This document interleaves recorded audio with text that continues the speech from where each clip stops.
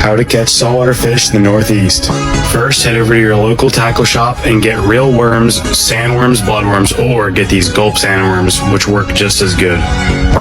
Then take whichever worm you got and feed it onto either a jig head or a hook with some weights on it. Make sure that the worm goes straight onto the hook. Then head over to an area with relatively deep water and maybe some structure around, and cast those out as far as you can. Any states, New York and above, should have these fish called porgies. They fight really hard on light tackle and are good eating. These fish are really fun to catch for beginners, but if you want to catch something bigger, I recommend keeping them in a cooler or a bucket to use for bait later on. Within your state's legal regulations, keep as many as you might need for bait.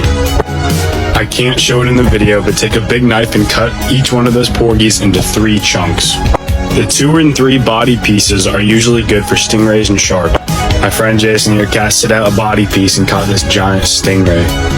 When it swam towards the dock, it tangled itself up in a crab line, but it ended up freeing itself. We brought it up on the dock and unhooked it. The best rigs for chunking bait are Carolina rigs, which contains egg sinker, a swivel, and then some heavy mono or fluorocarbon leader. Just before dark, this massive ship drove right by the dock we were fishing on. I'm not sure where it was going, but in person it looked 10 times bigger than it looks in the camera. After that, Jason caught another tiny little sea robin on the porgy chunk. These sea robins are very common and are pretty fun to catch on heavy tackle. We then ate dinner and got ready for the nighttime bite. Once the sun sets, the bigger fish usually come out and we caught this big dogfish shark.